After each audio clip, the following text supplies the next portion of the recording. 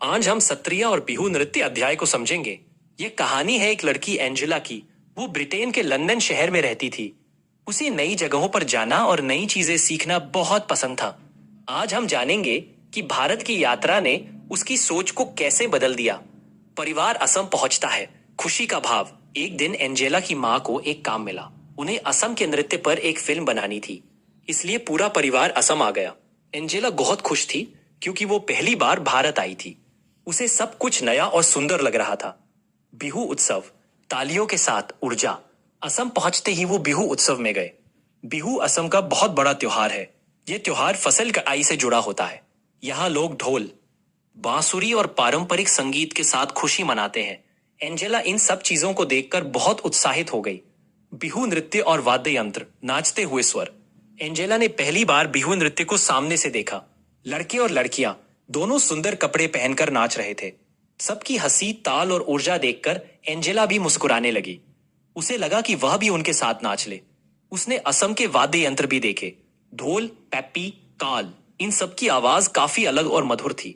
उसे अच्छा लगा कि संगीत यहाँ की संस्कृति का महत्वपूर्ण हिस्सा है। सत्र और सत्रिया नृत्य।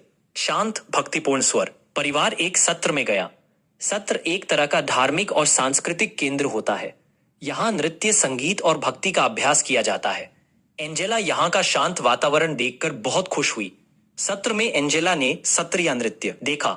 यह असम का एक बहुत पुराना शास्त्रीय नृत्य है। पहले इसमें सिर्फ पुरुष ही नाचते थे। उनकी पोशाक, भाव और नृत्य की चाल, सब कुछ बहुत अनुशासित था। एंजेला यहाँ देखकर हैरान रह गई। अब सत्रिया नृत्य में लड़कियां भी भाग लेती हैं। एंजेला ने जब लड़कियों को सत्रिया नृत्य करते देखा तो उसे बहुत अच्छा लगा। नृत्य में भक्ति, सुंदरता और शक्ति सब साथ दिखाई दे रहे थे। ये उसके लिए नई और खास बात थी। दोस्ती और वापसी, भावुक समापन। सत्र में ही एंजेला की मुलाकात अनु नाम की लड़की से हुई। अनु बहुत मिलनसार थी। दोनों जल्दी ही अच्छी दोस्त बन गई। अनु ने एंजेला को असमी संस्कृति, खेल और नृत्य की बातें बताई। दोनों ने मिलकर सत्रिया नृत्य की मुद्राएं भी सीखने की कोशिश की। एंजेला को लगा कि दोस्ती किसी भी देश में हो सकती है। कुछ दिनों बाद एंजेला और उसका परिवार वापस लंदन लौट आया, लेकिन असम की यादें उसके दिल में रह गई। स्कूल पहुंचकर उसने अपनी कक्षा के सामने बिहू और सत्रिया नृत्य का प्रदर्शन किया। सबने उसकी तारीफ की। एंजेला ने महसूस किया कि कला और संस्कृति लोगों को जोड़ने का सबसे अच्छा तरीका है। इस कहानी से हमें यह सीख मिलती है कि भारत की संस्कृति बहुत विस्तृत और सुंदर है। नृत्य और संगीत केवल मनोरंजन नहीं, बल्कि परंपरा और भावनाओं का माध्यम भी है। हमारी विविधता ही हमारी सबसे बड़ी ताकत है।